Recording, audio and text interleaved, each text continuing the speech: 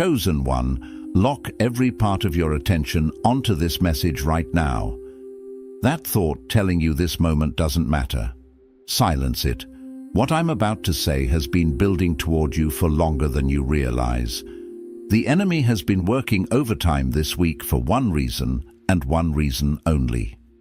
He knows that today is the day the silence finally breaks. It all ends now.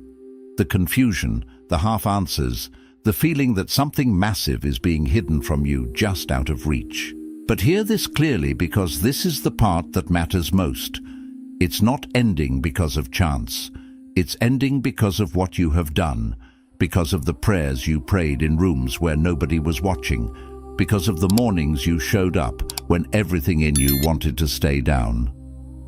Think back to that moment this week when you almost stopped asking, when the question felt too heavy and the silence from heaven felt too loud, and you nearly convinced yourself that maybe you weren't meant to know. You didn't know it then, but that moment of almost giving up was actually the final act that unlocked this. That wasn't weakness. That was your hand on the door. You did not find this recording by accident. The algorithm did not bring you here. God did. This is a divine appointment that was written before you ever knew you needed it. You are standing at a threshold right now, and on the other side of it is everything you have been circling without knowing the full story. Stay through every second of this message, because in the next few minutes, I am going to hand you the full verdict. Every piece of what has been withheld, every layer of what has been operating beneath the surface of your life. I am going to walk you through the exact divine sequence that has been unfolding in your situation, even during the seasons that looked like nothing was happening. And at the end, I am going to give you a declaration that seals your understanding of this moment and closes the door on every false narrative the enemy built around your story. Do not leave. Your future self is begging you to stay, because if you walk away now, you walk away right before the revelation that reframes everything you thought you understood about this season. I know what the last 72 hours have felt like. It hasn't just been quiet. It has been pressurized, like something enormous is right on the edge of being said, and the atmosphere itself is holding its breath. Maybe you have been carrying a question for weeks, maybe months, and this week the weight of not knowing finally started to feel unbearable. Maybe you found yourself sitting in silence yesterday, not because you were at peace, but because you were exhausted from all the thinking, all the processing, all the trying to understand what has really been happening in your life. Or maybe you woke up at 3 in the morning this week, and instead of fear, what you felt was a deep, unsettled hunger. Like your spirit knew that something was about to be revealed, and it could not wait until morning. You feel like you have been given pieces, but never the full picture. Like you have been living inside a story, but someone keeps withholding the chapter that makes everything else make sense. And in that space of not knowing, the enemy has been whispering a very specific lie. Listen to your thoughts right now. He has been telling you that the reason you don't have clarity yet is because you are not ready for it.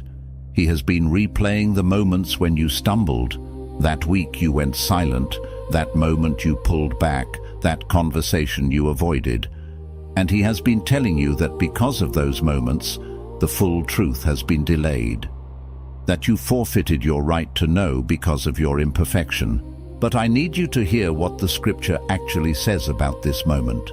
Deuteronomy 29:29 says, "The secret things belong to the Lord our God, but the things revealed belong to us and to our children forever."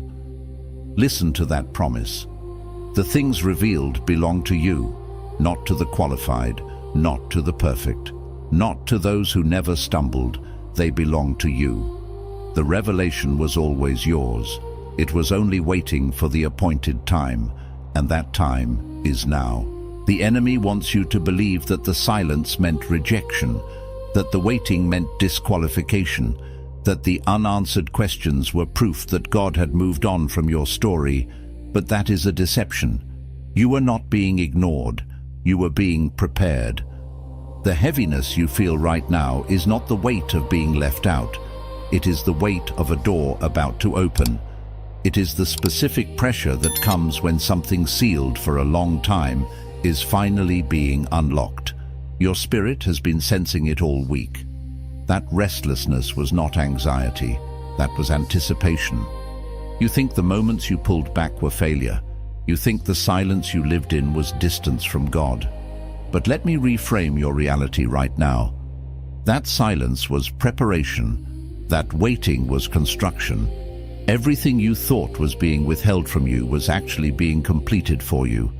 It is time to finally tell you everything. Here is what has been hidden beneath the surface of your story. A truth so profound it has the power to unravel every lie and redefine every limitation you've ever accepted.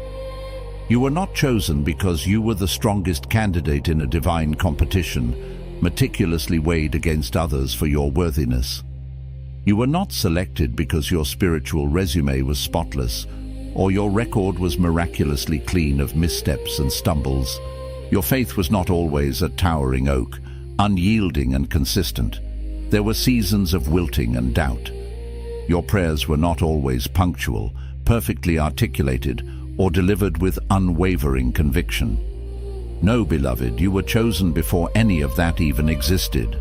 Before the first dawn broke upon your consciousness, before you made a single decision, before the first failure etched its lesson into your soul, before the slightest whisper of doubt ever dared to cross the threshold of your mind, heaven had already, with divine ink and eternal purpose, written your name into the assignment.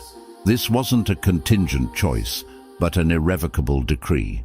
And the enemy's most cunning, most devastating strategy has not been to destroy you with overt attacks, to annihilate your physical being or even your material success. Its greatest, most insidious strategy has been far more subtle, far more psychological. It has been to make you forget that foundational truth, to sever you from the memory of your divine selection.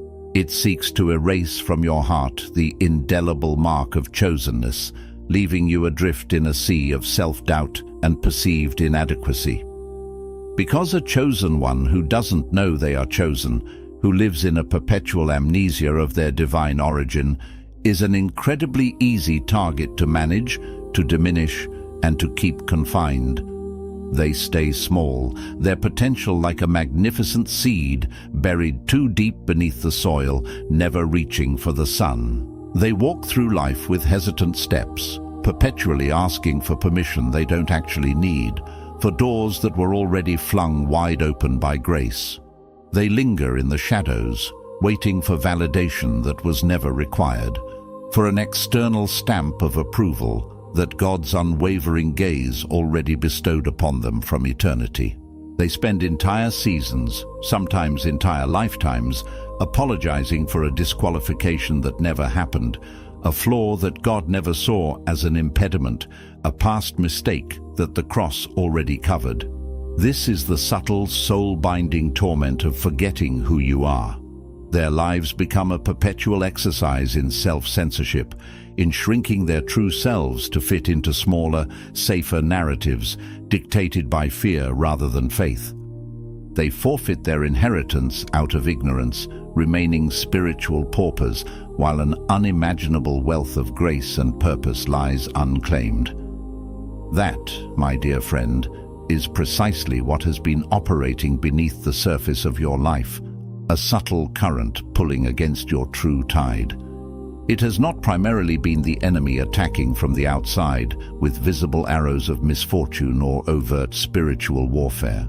Rather, it has been something far more intimate and devastating, the unwitting agreement you made with a story about yourself, a narrative woven from past hurts, societal expectations, and personal failures that was never true in the eyes of heaven. It's like living under a false identity, a masquerade you didn't even realize you were wearing, believing the costume was your true skin. This internal pact, often forged in moments of vulnerability or pain, has been the true ceiling limiting your flight, the hidden anchor weighing down your ship. Think about the story of Gideon, a powerful parable for our own journey. When the angel of the Lord, a messenger of divine truth, found him, Gideon was not standing victoriously on a mountain with his hands raised in worship, leading armies into battle. Far from it. He was hiding, metaphorically and literally.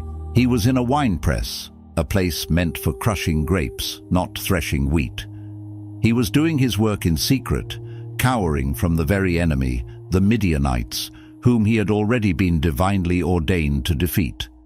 His outward posture was one of fear, self-preservation, and a deep sense of inadequacy. And what was the angel's response to this timid, trembling man? Did he correct Gideon's posture, demanding a more courageous stance? Did he rebuke his palpable fear, admonishing him for his lack of faith? No, not at all. The divine messenger, seeing beyond the fragile human exterior, pierced through the layers of fear and circumstance and declared with unwavering authority, "The Lord is with you, mighty warrior." He called Gideon what heaven already knew him to be, not what his current circumstances, his personal fears, or his self-perception had told him he was. God, through his messenger, spoke directly to Gideon's identity, to the true essence of his being, before he ever addressed Gideon's situation, before giving him a strategy, before asking him to move a single step. And that, my friend, is exactly what is happening in this very moment with you. Heaven is bypassing your present struggles, your visible limitations, and speaking directly to the seed of greatness, the blueprint of your divine purpose already planted within you. Your situation, with all its complexities, its challenges, its visible and invisible battles, has not been the primary, most pressing conversation in the heavenly realms concerning you. No, heaven's gaze, in its infinite wisdom and boundless love, has been fixed squarely upon your identity. It sees not the shifting sands of your present circumstances, but the bedrock of who you truly are in Christ. It sees the finished work, the divine potential, the masterpiece already ordained, rather than the temporary canvas still being painted. But here is where this revelation goes deeper, where the spiritual insights truly begin to unfold. And this is the part most people never get to experience fully, because they often leave too early, retreating from the process just before the deepest layers are uncovered. They mistake the stillness for absence, the quiet for emptiness. The waiting that felt like an interminable silence, like a barren wasteland of unanswered prayers, was not God being slow, forgetful, or indifferent to your plight. It was God being surgical, operating with divine precision, intention, and foresight beyond human comprehension. There is a profound, often misunderstood difference between a mere delay and a divine pause. And the enemy has been cunningly counting on you, not knowing that crucial distinction. A delay in human terms often means something went wrong, a plan derailed, a schedule interrupted, a mistake made. It implies an unforeseen complication. But a divine pause, a divine pause is an entirely different phenomenon. It means something meticulously significant is being prepared, something of such magnitude and eternal weight that it requires more time, more refinement, more foundational work than your human impatience or immediate gratification-seeking nature is comfortable with. Every single day that felt like nothing was happening, every long night where hope seemed to recede, every season that felt stagnant and unproductive was actually a day, a night, a season where something vital was being built, reinforced, and meticulously structured in a dimension you cannot yet perceive, a reality beyond the veil of the physical. The intricate architecture of your breakthrough was being reinforced with celestial steel. The foundation beneath your next season, the season of unprecedented expansion and divine manifestation, was being laid deeper, wider, and more immovably than any foundation before it.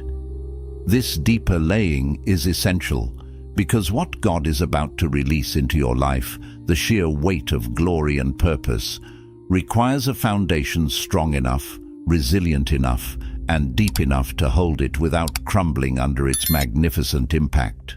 Consider the remarkable journey of Joseph, a narrative that beautifully illustrates this divine calibration.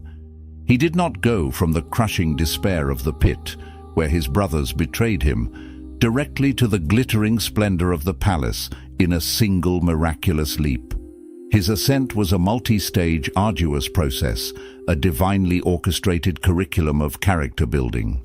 He went from the pit of familial betrayal to the relative comfort, yet still restrictive environment of Potiphar's house.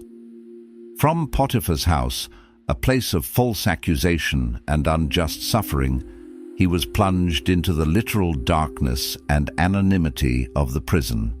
And only from the prison, after years of forgotten potential, did he finally ascend to the throne of Egypt. At every single stage of this tortuous journey, to the casual observer, it looked like he had been forgotten by God, abandoned by every promise.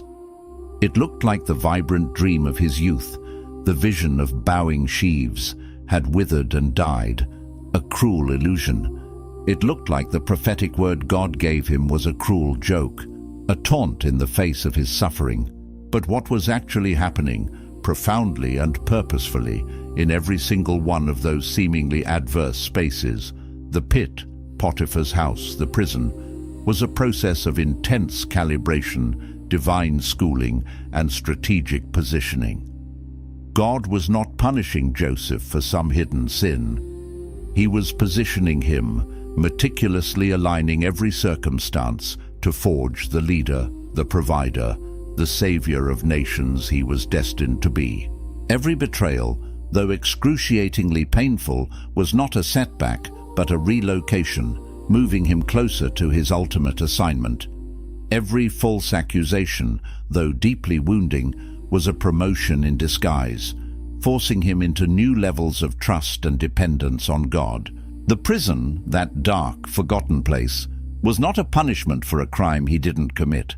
It was, in retrospect, the green room before the greatest, most impactful moment of his entire life, a place of final preparation, where his spiritual gifts were honed in obscurity, ready for their grand unveiling. And what's coming next for you, in your own unfolding story, will likely surprise you. It always does, because God's ways are always higher, more imaginative, and more profound than our limited expectations. The thing about Joseph that most people miss, a crucial detail often overlooked in the grand narrative, is that he never stopped interpreting. Even in the depths of the prison, a place of despair, isolation, and injustice, when he had every human reason to retreat into silence, to surrender to the corrosive bitterness of his circumstances, to let hope die within him, he was still actively using his divine gift. He interpreted the butler's dream. He interpreted the baker's dream. He kept functioning, kept serving, kept exercising his spiritual purpose, even in a place that had absolutely no visible connection, no apparent pathway to his ultimate destiny or the fulfillment of his childhood dreams. And that consistent, unwavering obedience in the hidden place, that faithfulness in obscurity, that quiet cultivation of his gift, even when it seemed pointless, is precisely what the cupbearer remembered 2 long years later, when Pharaoh, at the pinnacle of his power, desperately needed someone who could hear directly from God, someone who could unravel the mysteries of the unseen. You, my beloved, have also been in a hidden place, a season of obscurity, quiet growth, and perhaps even perceived abandonment. And I need you to hear this truth with every fiber of your being. You have not stopped functioning in that hidden place, far from it. The prayers you prayed in private, whispered into the silence of your room when no one else could hear. The worship you offered in quiet moments, when no human eye was watching, when no applause was sought or received. The difficult internal decision to keep believing, to cling to hope, to trust in an unseen hand when every external sign, every logical indicator, every cynical voice told you unequivocally to stop, to give up, to surrender to despair. That, my friend, was you interpreting in the prison. That was you staying faithful to your gift, to your calling, to your divine purpose, in a season that felt overwhelmingly like abandonment, like forgetfulness, like a cruel detour. And heaven remembers. Heaven meticulously records and cherishes every act of faithfulness in the secret place. Heaven does not forget what happens in the hidden place, for it is often more significant than what unfolds in the spotlight. Because the hidden place is not outside of the story of your life. It is not merely a pause or an interlude. The hidden place is, in fact, where the most crucial, most transformative chapters of your story are actually written, forged in the fires of unseen devotion and unwavering trust. It is the crucible where character is refined, where the seed of destiny germinates in the fertile darkness, preparing for a magnificent bloom. Now, once you truly understand that profound truth, that your chosenness is inherent, that your waiting is purposeful, and that your hidden faithfulness is divinely recorded, you are finally ready for this next pivotal insight. There has been a subtle but persistent pattern operating in your life, a recurring dynamic that you have likely mislabeled, perhaps as bad luck, or attributed to spiritual attack, or internalized as personal failure. But I tell you, it is none of those things in isolation. It is, at its core, a cycle, and cycles are fundamentally not punishments sent from a wrathful God. They are, rather, expressions of unbroken agreements, often subconscious, that continue to dictate your reality.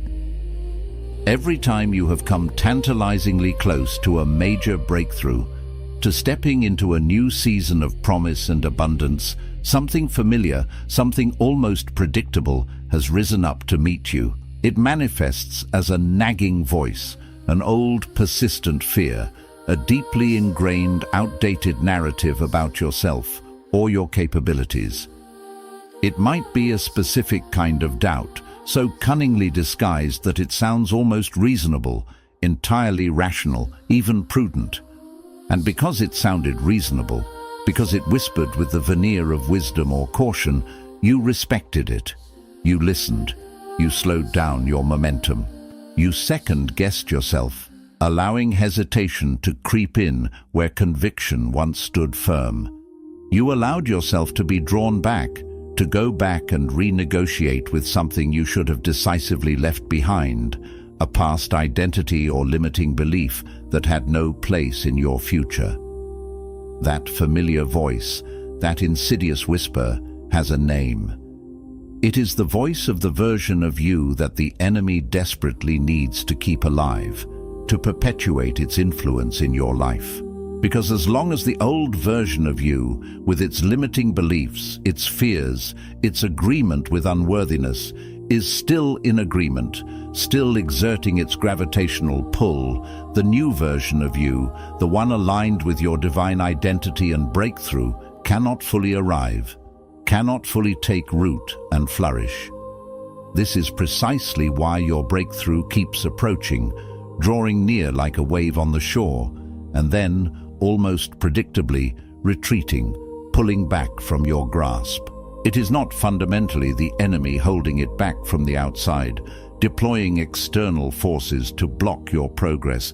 It is, more often than not, an internal agreement, a subconscious pact with a past self that keeps inviting the old season, with all its familiar constraints and discomforts, back in just as the new one is trying, with divine intention and quiet power, to take root within your spirit and manifest in your reality. The key to breaking this cycle, to shattering the invisible chains of this agreement, is profoundly simple, yet requires immense courage and honesty. You have to name the agreement to break the agreement. You must bring it into the light of conscious awareness, articulate its insidious nature, and thereby strip it of its hidden power. So let me help you name it right now, to give voice to the unspoken contract.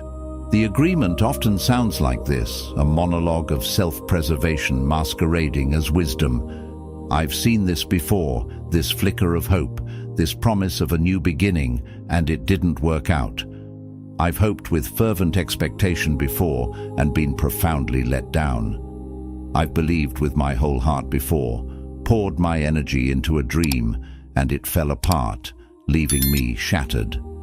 So, this time, I'll protect myself. I'll believe a little less, invest a little less of my heart, so that when, inevitably, it doesn't happen, when the breakthrough fails to materialize as I imagine, the fall won't be as far, the disappointment won't be as crushing. Let me be unequivocally clear. That internal monologue, that self-protective strategy, is not genuine wisdom. It is a wound, a deeply ingrained hurt from past disappointments, protecting itself by cunningly calling itself wisdom. It's the scar tissue of past pain dictating the terms of your future.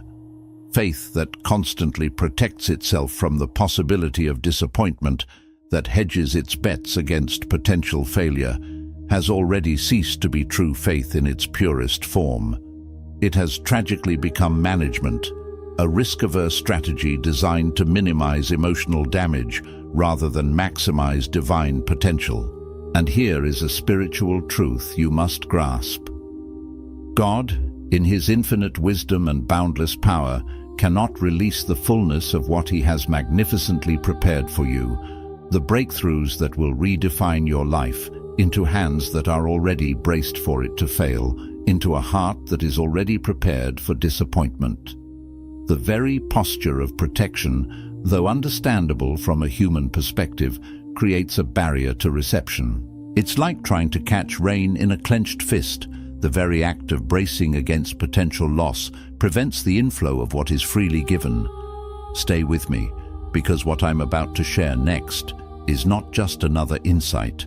It is the part that profoundly breaks the cycle, the key that unlocks the door to sustainable transformation. There is a word, a profound spiritual principle embedded in Scripture that your spirit needs to receive right now, a balm for the weary soul, and it is found in the deeply human story of the prophet Elijah under the juniper tree.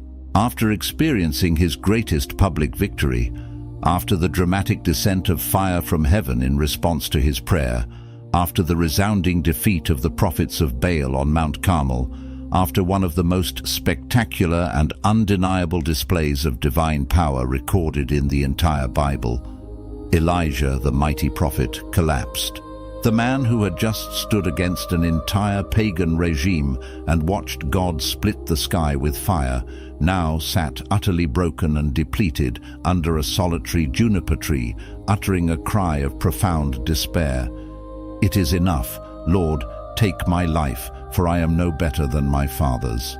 He, the instrument of such colossal power, was begging to die. And what did God do in response to this raw cry of human exhaustion and spiritual despondency? He did not correct Elijah's lament, nor did he rebuke him for his apparent lack of faith or courage. No. With divine compassion and strategic foresight, he sent an angel, not with a fresh prophecy to motivate him, not with a grand vision of future triumphs, not with a detailed plan of his next assignment, but with something far more fundamental, with food and drink. And then he allowed Elijah to sleep, deeply, restoratively. And then he let him sleep again. The angel came back a second time with more nourishment and gently urged him, "Arise and eat, for the journey is too great for you." The journey is too great for you in the state you are currently in. This was not an insult. It was not a judgment on Elijah's character or strength. It was a divine diagnosis, a compassionate and precise assessment of his condition and the requirements of his future. God was not subtly implying that Elijah was inherently weak or unqualified. He was, with profound wisdom, communicating that the next assignment, the next season of his life and ministry, required a version of Elijah that could not be accessed, could not be activated, from a place of deep physical, emotional, and spiritual depletion. The rest Elijah received was not a delay in God's plan. It was integral preparation, an essential recalibration. The food and drink were not merely comfort, they were vital fuel for a destination, a profound encounter that Elijah, in his exhaustion, couldn't even begin to see or imagine yet. And what profoundly followed that necessary rest, that period of divine restoration? It was the still, small voice, the soft whisper of God, a gentle yet powerful revelation. Not the dramatic earthquake that shook the ground, not the consuming fire that scorched the landscape, not the mighty wind that tore through the mountains. The still, small voice, which means that if Elijah had remained in his state of profound exhaustion, his spirit cluttered with internal noise and the roar of his own striving, he would have been too loud inside, too tumultuous, too distracted to hear the subtle, profound truth that God was actually speaking to him, the guiding words that would redefine his mission. Your exhaustion, then, has not been a sign of abandonment, a penalty for your struggles, or an indication that God has forgotten you. On the contrary, it has been a necessary precondition for you to finally hear the still, small voice. God has been patiently, lovingly, waiting for the incessant noise inside you to settle, for the roar of your own striving, your anxious planning, your desperate fighting to quiet down. He is not punishing you with the waiting. Rather, he knows that what he is about to say to you, the deep truths, the nuanced guidance, the subtle direction, simply cannot be heard over the deafening clamor of your own frantic efforts and internal chaos. This truly is where the real transformation begins. It starts not with more striving, but with a profound shift in posture and perspective. Because here is what most people don't realize, a counterintuitive truth that unlocks immense grace. The breakthrough you have been so earnestly seeking, the transformation you long for, is not coming to the version of you that has been fighting the hardest, striving with the most intensity, or battling with the greatest ferocity. No, the breakthrough is coming to the version of you that finally stopped fighting long enough, finally surrendered deeply enough to simply receive what God has already prepared and is already offering. There is a posture, a stance of the heart, that the world often misinterprets as weakness or passivity, but is in fact the most powerful, most receptive position available to a human being. It is the posture of surrender, not surrender to the enemy's lies, not surrender to the crushing weight of your circumstances, but surrender, deep and profound, to the divine process itself. It is a surrender to the reality that God's architecture for your life is infinitely more sophisticated, more intricate, more beautiful than your anxious imaginings. It is a surrender to the truth that His timeline is exquisitely more precise, more perfectly calibrated than your urgent, often fear-driven attempts to control outcomes. It is the humble acceptance that what He is building in your life, the profound work of spiritual formation and destiny actualization, requires a kind of stillness, a spaciousness of soul that your flesh, with its natural inclination towards control and immediate action, is deeply uncomfortable with. Recall the disciples gathered in the upper room for 10 days before the outpouring of Pentecost. 10 days of waiting after the monumental resurrection of their Lord, after His explicit promise of the Holy Spirit, after His glorious ascension back to heaven. 10 days of silence, of prayer, of anticipation, following the most world-altering event in human history. Imagine the internal struggle, the questions, the urge to do something. And had they left on day 9, had they concluded that waiting was passive, that waiting was a sign of weakness, that the promise must not be real because it was taking too long to manifest, they would have tragically missed the moment that changed everything, the divine explosion that launched the church and transformed their lives irrevocably. You, my friend, are in your own upper room days right now. And what is coming, what is stirring just beneath the surface, is your Pentecost, your season of divine outpouring and unparalleled breakthrough. But before that breathtaking breakthrough fully breaks open, and I need you to hear this next part with everything in you, with an openness that transcends your protective instincts, there is something you have been calling faith that you need to honestly and courageously examine. Because there is a subtle but pervasive version of spiritual seeking that, beneath its pious veneer, is actually a deeply entrenched form of control. There are people who come to God with their hands seemingly open, outstretched in prayer, but their minds are already rigidly decided, their hearts clinging tightly to a predetermined outcome. They don't genuinely seek raw, unfiltered revelation. They seek confirmation, an echo of their own desires disguised as divine guidance. They want God to simply bless the conclusion they have already painstakingly reached, to validate their carefully constructed plans, rather than humbly allowing Him to lead them to the truth He has already prepared, the path He has already laid out, which might look radically different from their own. And the reason they do this, the root of this pseudo-faith, is not rooted in wickedness or malice. It is, more often than not, born of profound fear. It is the deep-seated fear that if they were to fully surrender their own understanding, their own tightly held expectations, their meticulously crafted blueprint for their life, they might not like what God actually says. They might not appreciate the direction He actually points them in, because it might require them to let go of something comfortable, something familiar, something they believe is essential for their happiness or security. This is the hidden root. This is the thing beneath the thing, the underlying current shaping your spiritual experience. You have been diligently asking God for answers, pouring out your heart in prayer.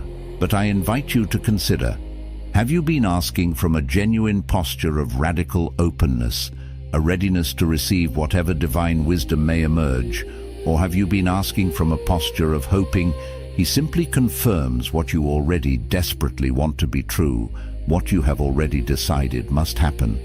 Because God is not merely a cosmic validator, a celestial echo chamber for your personal preferences. He is a loving, sovereign Father who tells the truth, who speaks uncomfortable realities, even when the truth is difficult to hear, even when it requires a dismantling of your cherished expectations.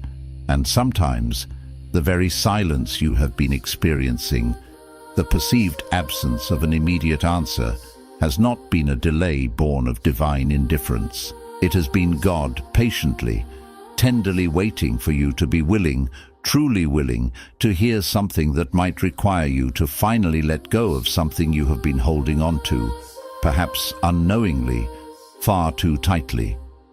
He waits for your heart to truly open, to release its grip on its own finite wisdom, so that His infinite wisdom can flow in. That thing you've been holding too tightly, you already know what it is, don't you? It surfaced in your mind, a quiet knowing, just now as I uttered those words.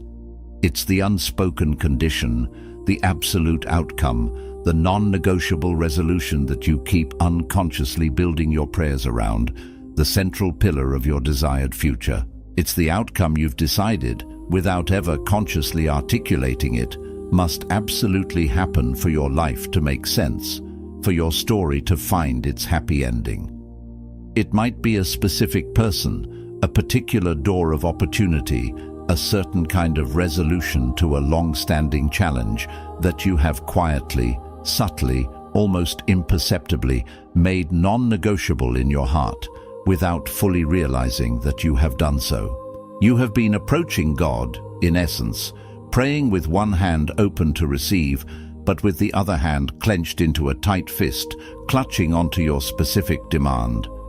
And that internal contradiction, that profound dissonance between your open hand and your closed fist, has been creating a frequency that is not fully surrendered and therefore not fully receivable. It creates a static that hinders the clear transmission of divine grace. Let me assure you, this is not condemnation. This is not a judgment on your faith or your intentions. On the contrary, this is perhaps the most liberating thing I can possibly say to you today, because it places the power of transformation back into your hands. Because the very moment you consciously, deliberately release that grip, not on your deepest desire itself, for God delights in the desires of your heart, but on your rigid demand for a specific outcome, a particular timeline, a predetermined architecture for its fulfillment. That is the precise moment the pipeline between your spirit and heaven fully opens, unhindered and unrestricted. You can still wholeheartedly want what you want. You can still bring every deep longing, every raw ache, every honest cry of your heart before God with complete transparency and vulnerability. But the profound act of surrender, the liberating choice, is this. Not my timeline, not my carefully constructed architecture, not my human conditions for fulfillment, but your will, your sovereign way, your perfect timing, and I trust, with an unwavering faith, that your answer, your unfolding, your ultimate plan, is infinitely better than my most imaginative plan, even if it doesn't look like what I initially imagined or expected.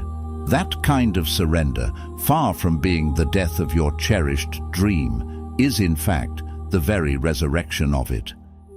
It is the moment your dream is released from the confines of your limited understanding and elevated into the boundless creative power of God's perfect design.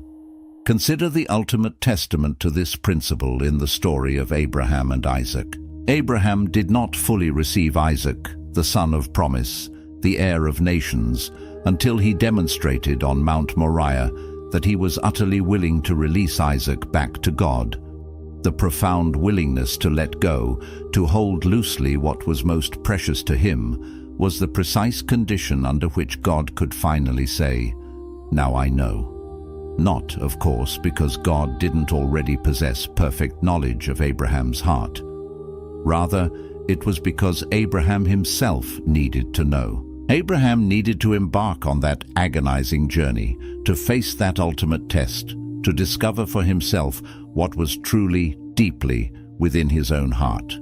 And when he discovered it, when he found, in that searing moment of ultimate sacrifice, that his grip on God, on the giver, was infinitely stronger, more foundational, and more unwavering than his grip on the promise, on the gift itself, that was the exact moment the angel intervened, stopping his hand, and the ram, the divine provision, miraculously appeared, caught in the thicket, already there. Your ram, your divine provision, your breakthrough is already in the thicket. It is already there, held in readiness in the unseen realms, meticulously prepared for you. But it cannot fully reveal itself. It cannot manifest in your physical reality until your hand releases what you have been gripping so tightly, so desperately, that you can no longer feel God's loving, guiding hand in yours. Your clenched fist has inadvertently created a barrier. And here is the part you probably did not expect, the deepest layer of spiritual insight that might reframe everything for you. The thing that has been blocking your next level, the true impediment to your breakthrough, is not primarily the enemy's direct assignment against you, though spiritual opposition is real. It is not your past mistakes or the shadows of your history. It is not even the people who failed you or betrayed you, or the doors that seemingly closed permanently, or the timing that never seemed to line up. While these external factors contribute to our struggles, the fundamental block is often far more internal, far more personal.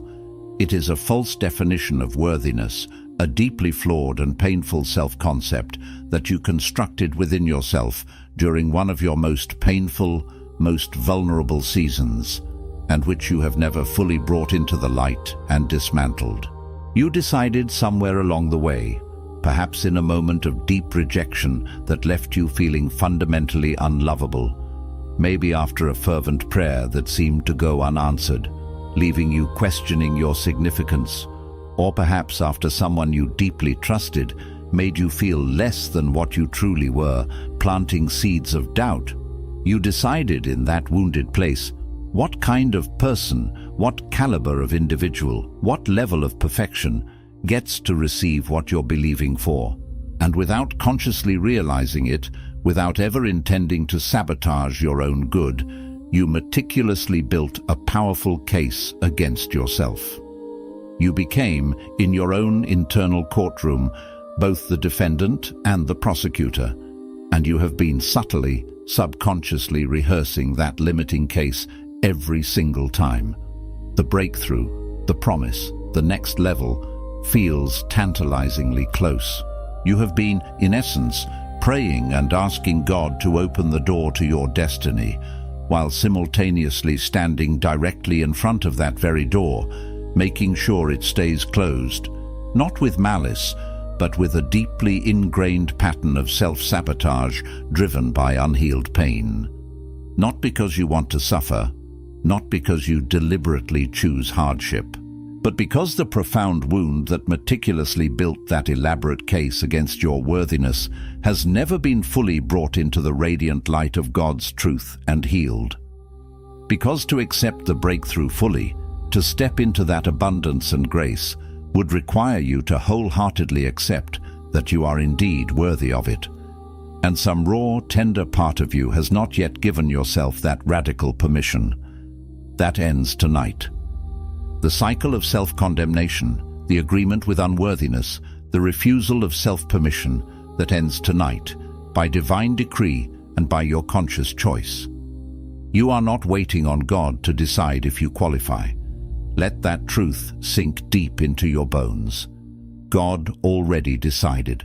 His decision was made in eternity past, reaffirmed with unwavering certainty through the sacrificial love displayed on the cross. The cross already settled it, sealed your worthiness, and forever eradicated the need for you to earn or prove your value. What you are truly waiting on is yourself.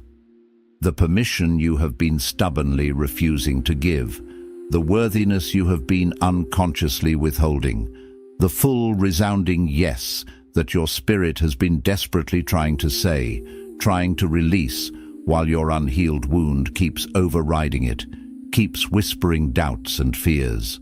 Give yourself the permission now, not because you have finally earned it through tireless striving or impeccable behavior, not because your record is suddenly perfect and flawless, not because everything is neatly resolved and all your questions have been magically answered. Give yourself the permission because the one who created you, who meticulously knitted you together, who knew every single chapter of your unique story before you ever lived a single page of it, looked at all of it, every triumph, every failure, every question, every wound, every hidden place, and with eyes of infinite love and unwavering purpose declared, you are still the one, you are still chosen, you are still appointed for this exact assignment.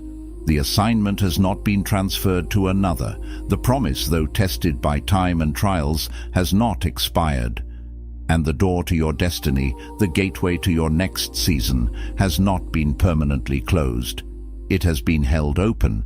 It has been held open, patiently and faithfully, precisely for this exact moment, for your moment of full, radical surrender and self-acceptance. Place your hand on your heart and speak this with me now. Let these words resonate deep within your spirit, aligning every fiber of your being with the truth of heaven. I release the grip. I release the false case I built against myself. I release the demand that my breakthrough look a certain way or arrive on a timeline I can control. I release the wound that made me feel unworthy of what God has already declared over my life. I open my hands fully. I open my heart fully. I receive the truth that the silence was preparation, the waiting was construction, and the pressure I felt this week was the door about to open. I receive my identity as it was written in heaven before I ever had the chance to question it. I am not disqualified. I am not forgotten. I am not behind. I am exactly where I need to be, in the exact moment I was created for, with the exact grace required to walk through what is directly in front of me. The cycle breaks today. The agreement with the old narrative ends right now. I step into this new season without apology, without hesitation, and without the weight of a story that was never mine to carry. I am the one God chose, and I walk forward like it. If this message reached something profound within you, something that nothing else has touched or stirred in a long, long time, do not let it end here. Do not hold this truth captive within yourself. Share it with someone who has been in their own season of silence this week, someone whose spirit is hungry, whose soul is parched for what you have just received. Because this word, this revelation, was not given to you to stay only with you like a hidden treasure. It was given to you to move, to flow, to liberate others. And as you courageously release it, as you generously share this truth with someone else, watch what God, in His boundless generosity and divine reciprocity, releases in return into your own life.